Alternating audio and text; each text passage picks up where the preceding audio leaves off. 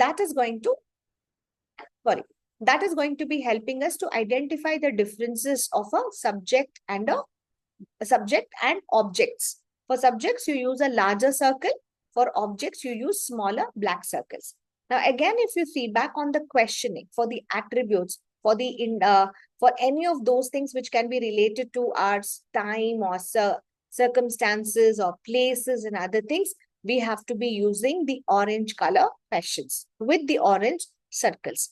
For anything which is related to attributes, for that, we would be using the blue color arrow marks. Okay. And the symbol what we would use is not a blue circle. We would be using a blue triangle for it. And for the action word, there is center. Okay. Action word is nothing but a predicate. For a predicate, we use our red circle. So this is going to be the chart that you're going to be using it.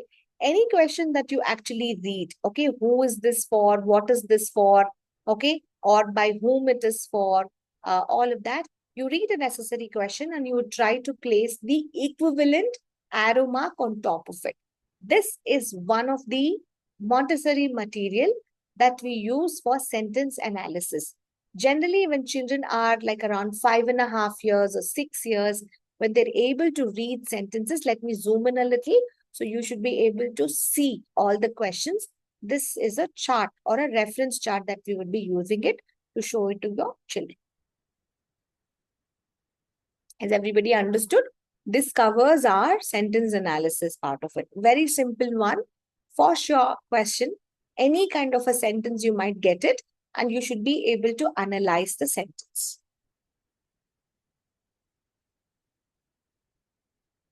Okay. That covers our sentence part of it. So in sentences, we had simple sentences with objects, simple sentences with objects which could be direct or indirect, simple sentences with objects and indirect objects, simple sentences with objects, indirect objects, or attributes. These are the only variations with extensions you can get it, wherein you might get a question wherein you are asked to analyze a given sentence. Very simple exercise, mostly for children to work on understanding. So the major agenda of doing this particular program or the major agenda of using simple sentence, whatever it could be, stage 1 or stage 2, is only to make sure the children, when they are forming sentences using the function of words. What are our function of words? Articles, prepositions, conjunctions, along with any content words. Content words could be my nouns, it could be verbs, it could be adjectives. That stage, it shows that the children have reached to a level where they are able to understand the structure of the sentences. Okay. Now say, suppose in case if I say, instead of saying I see cat, if the child says I see a big red white cat, it makes much more meaningful because the child has described really better of what exactly he has seen. Correct? So we use a lot of function of words here. I, then again, see a large red. What could be my function of words? Red is an adjective. Large, an adjective. See, an adjective. An article. I, a noun, right? So we use a lot of function of words over here. So this indirectly helps me to give children a very good phonetic awareness. We can also introduce sight words. Okay, whatever are the sight words, we can actually use it. And since this has got a lot of activity to do with cutting the labels and doing it, whenever we give them an option to rearrange the sentences, they know. So words are nothing but a combination of words put together can make a sentence. The sentence can make meaning or sentence cannot make any meaning also, right? So some of the sentences, irrespective of some words, they make a meaningful sentence independently. So that is also there. So they are able to work on this particular stages even when it comes on reshuffling the words. So this would be the main agenda of using the function of words for our children. Okay. So this is all related to something that we would be able to work with our children. Moving to the other ones, there sometimes could be a possibility of we have to give children certain extra things. Like, we have to teach them on the study of the words. What kind of words can come in our sentences? For example, I read. Instead of I say, I read, I can say I am reading. So when I add a ing, so I'm trying to add a suffix. Correct? So our words, whatever comes in sentences, always comes sometimes with either a suffix or a prefix or a compound word. So this is very important. So when we work on a word study in Montessori or in any other English language, to work on the child's vocabulary and to make them understand the word formations, we have to be using a lot of things. Okay, that gives us a little bit more knowledge on the usage of prefixes. Now, what is a prefix? What is a prefix? Anything that you add in the beginning of the word, Before. correct? So let's write. The next topic is word study. Let's start to make a note of it. We are done with our simple sentences. So to make our sentences better, to understand every word, sometimes we encounter a lot of things, okay? That is what we are going to be working over here. The next topic is called the word study. Okay, in the word study, you will learn about prefix, you will learn about suffix, you will learn about compound words. Okay, these are the ones that you're going to be working. Now, what is a prefix? When I add something, Before the word. yeah, when I add something to the word in the front, it changes its whole meaning. That's a prefix. For example, of a prefix, say for example, how are you feeling today?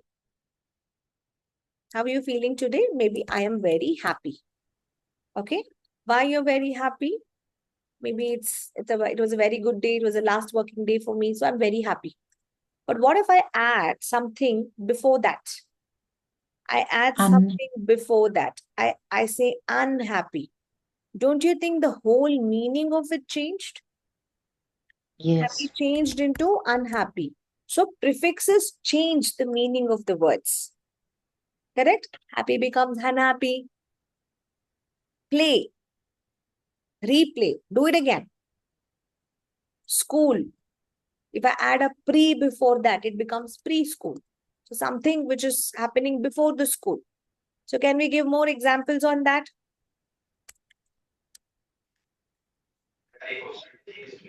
More prefixes? Encourage. Boxing, Yes. unboxing. Okay, how kind are you? Okay, how Unkind. kind are you? When I Inflammatory. add an un, it becomes unkind. Correct?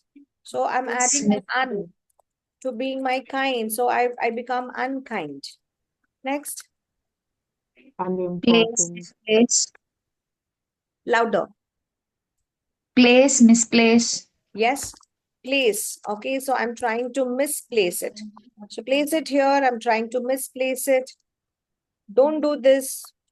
So unfair. Do a fair judgment. Fair plus unfair. Okay, such a lucky day. So if I add an un plus lucky, it becomes an unlucky day. Misleading. Right. Okay. If you have not written properly, you do a rewrite. Correct? Friend, unfriend. Very good. Friend becomes your unfriend. So this is what is our prefix. When you add something before your word, it changes the entire meaning. Okay. So this is what you have to also teach children about your suffixes and prefixes also. What is a suffix? So suffix is some letters you would add at the end of the word. Correct? So does it change the meaning? It doesn't change the meaning, but often it changes the tense forms. Okay? Okay, for example, if I say a word, okay, we are now listening to the class, right? So if I say listen, if I'm adding an ing to it, so does the tense form of this change? Listen is correct. Present. So listening. So it becomes, yes, you are listening to whatever I'm saying. So it's changing the tense forms. Help, helpful. Quick, quickly. Okay, so we can actually use this. Any more suffixes can we add? Do we have types of suffixes? Mhm. Happiness. Yes, happy, happiness. Okay, so sometimes what happens is like not only the tenses it changes. Okay, we have to also know on that. Okay, so let's go a little deeper into suffixes. Please note down. This might come in your M3 towards the end, LKG, UKG towards the end, or some of the schools might do it in the first standard also. Okay, so whenever we are working with suffixes, changes, okay, we are talking about the changes. There could be a possible change that can actually happen to my tenses. That's one. The second thing is like a singular can become a plural, correct? So the number can change, but it doesn't change the core meaning of the word. The numbers can change, but what happens to the meaning? Meaning will still remain the same, okay? The core meaning doesn't change. Got it? For example, if I say cat, if I'm adding an S to it, does it change the meaning of it? Cat plus S, I'm adding a suffix, it becomes cats. It was a singular, but it became a plural. So the number changed. That was my plural. Now again in my plural, I can add different things. That's another topic. I can add a S or I can add a ES. Correct? If I'm adding ES, do I have words with that? Maybe box becomes boxes. Fox becomes foxes. So that's my plural form of it. So the numbers changed. Agree, everyone? So we worked on the number. Now coming to the next one, let's take some examples where we see how does the tenses change. If at all, if I want to work on the past tense. Okay. Now say after the class, let's go for a walk. Then I'll come back and I'll ask you, did you walk? You said, yes, we walked. So when you add a ED, the past tense changed. Correct? So what could be the other ones? What could be the other suffixes which can actually help me to work on my past tenses? One is ED. The other one could be EN. EN. uh-huh. EN. Yes. Strong. ER. ER. Give me the examples of ER. Quicker. Teacher. Found. Founder. Teacher, teach, Teacher. teacher. Okay. Okay. But Help. did it Helper. change the tense form? Help. Did it change the No. tense forms? See, No, teach ma'am. was an action. Teacher was a noun. Noun. Yes. It is not changing my tense forms, right? Tense forms is like from past to present. So it has to be only ED. No confusion in that. Again, in ED, we can have few of the examples where spellings will not change. You have to work on this. But think of a word wherein the, what I could say, the consonants can be doubled. For example, Read. let's take one Read. word called, no, let's take one word, okay? Let's plan something. Now, if I have a word like this, okay, plan. If I'm adding ED to it, what is my spelling? Is it NNED or it is NED? This is wrong, right? What is the actual spelling? PLANED is the actual spelling. So why did we double it? Why did we double it? So if there is a one syllable word, one syllable verb, okay, which ends with a single consonant, which ends with a single vowel and a consonant. Let me tell you. This is a one syllable word, correct? It is ending with what? AN. So A is what? A is my Vowel. single vowel. It should be only one vowel. And followed by this vowel, there has to be a consonant. If there is a vowel and a consonant in a one syllable word, then you have to double the consonant. You have to double the consonant before adding ED. Like stop becomes stopped. Plan becomes planned. Any other words? Double consonant words? Think.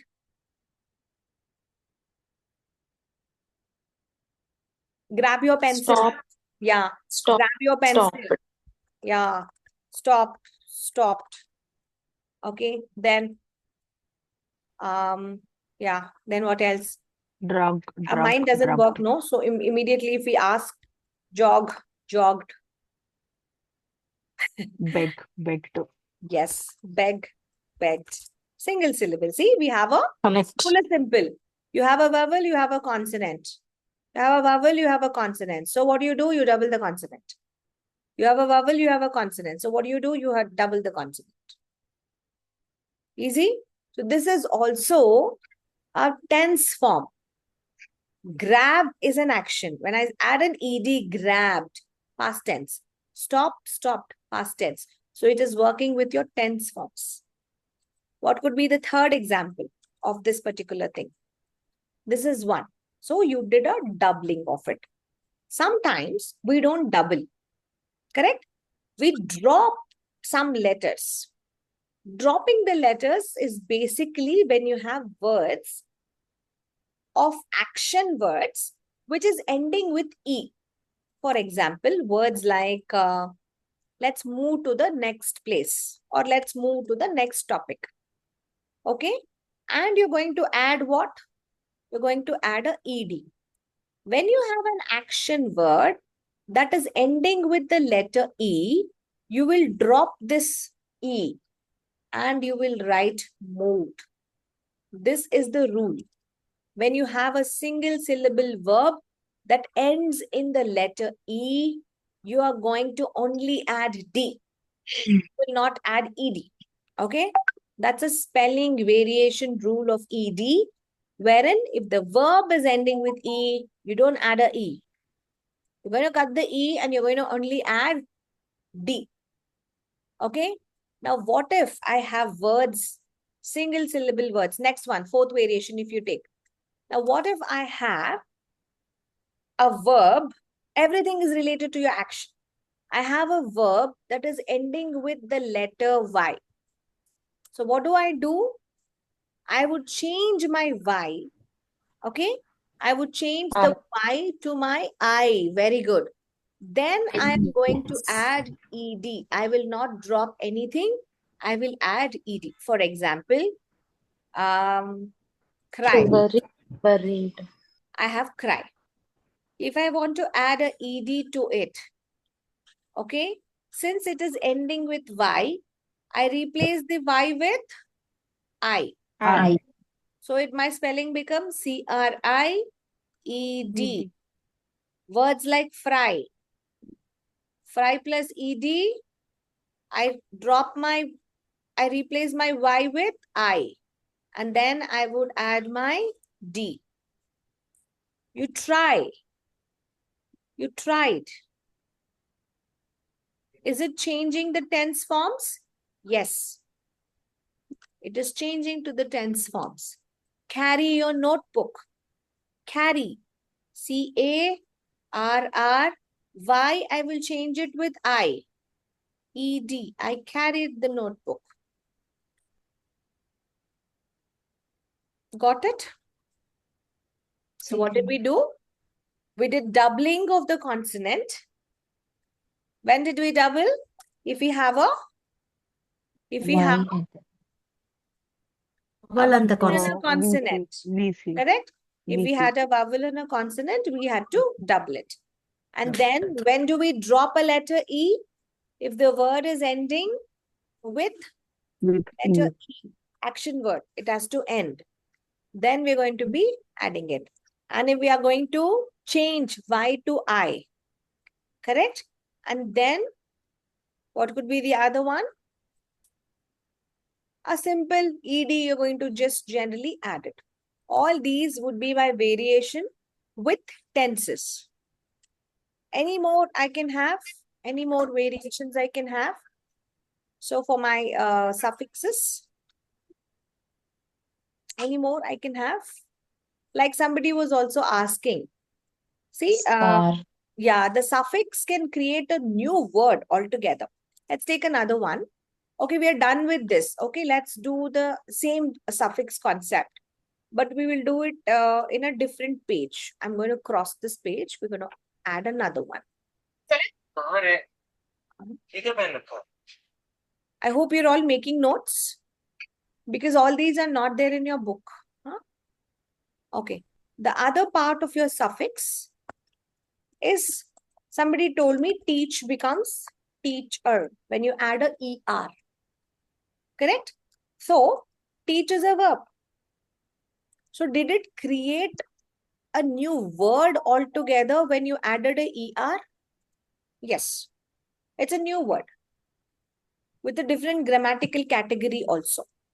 So, here we call such ones as derivational suffixes. Please note down. These kinds of ones are called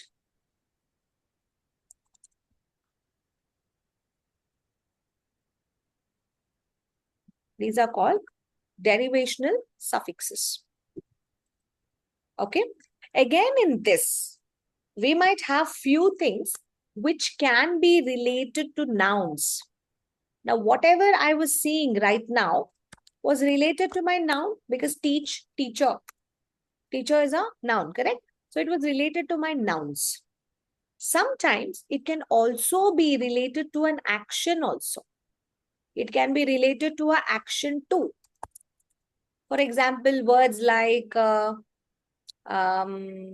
simple, simplify, beauty, beautify. It could be related to my verbs also. Sometimes it can be related to adjectives. So all these are for little older children. Like when they're in class 4, class 5 is where we get into derivational suffixes. Why I'm giving you this is because when I was just going through the books of 5th standard and 4th standard of this academic session, they had all this. So suffixes, they had different forms of suffixes, and it was giving a little bit more into the derivational part of it, wherein they would have noun forming suffixes. Whenever it is noun form of suffixes, it is with ER. Okay. Whenever you have something with this, like teach, teacher, farm, farmer, it is all related to my noun forms. So the one who does it, okay, who does it, teach, teacher. Correct? Now, in case if it's related to state of being yourself, I'm very happy. So happiness comes within yourself, the state of your well-being. I'm very kind. So the kindness comes from me, from the state of myself. So when you're having the state of being your own this thing, the noun forms again comes over there. Sometimes even action comes. This is again self-being. That is N-E-S-S you can add. So with ER, with NESS, happy, happiness, kind, kindness, okay, rich, richness, okay. We can also add a suffix ION. ION, when can we add? When it is related to my action. For example, let's decide the holidays. Okay, so the decision is made by whom? Maybe the head of your school. So anything which is related to ION can all be in the forms of nouns. Again, they all come under derivational suffixes. Okay, you don't have to go detailed into it, but I'm just giving you the differences of we can have verb forms. Okay, like, an action, we can have EN, wide, widen, soft, soften, short, shorten. Okay, we can also have any suffix which is ending with IFN. Okay, simple, simplify, beauty, beautify, quantity, quantify. Okay, so we can have anything which can be related to my actions. Can I have something related to adjectives? We can have that, like, yes, we can have adjectives also. Can be one of it. In adjectives, I'm not able to recollect it, but yes, you might have adjective form suffixes also. Okay, that is one. And even adjectives can be related to my adverb. Okay, it can be related to our adverbs also. Like, do it fast. So if I have a word like fast, we add ly, correct? So it becomes an adverb, fastly, in a certain manner of how exactly you can actually work on it. So this tells me, again, for adjective, we can also say like, for example, in case if I have a word like, why are you fearing of your exams? Okay, if I add a LESS, be fearless. So that can be related to my adjective form suffixes. So this is one part of suffixes. You can actually add it in your classes. Okay. So this is there in your book. If you open your notes, your note gives, if you open your textbook, okay, so page number 407. Is everybody open to page number 407?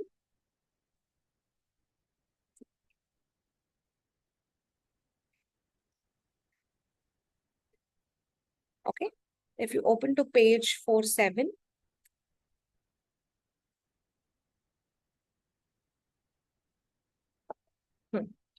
okay. So this is where we are working with suffixes, prefixes, compound words. Okay. So what you need to have? You need to have charts for plurals.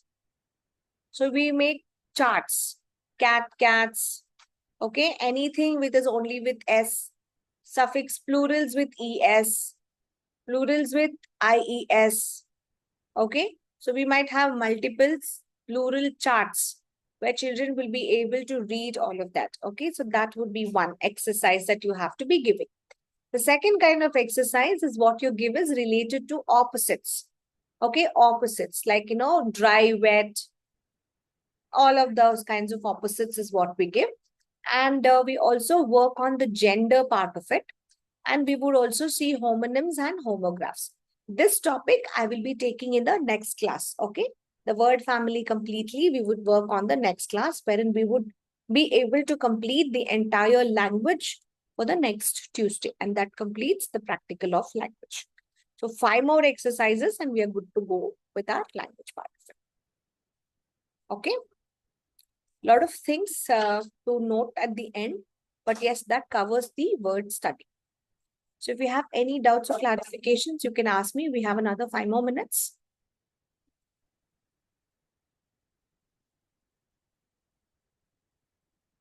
I'm here.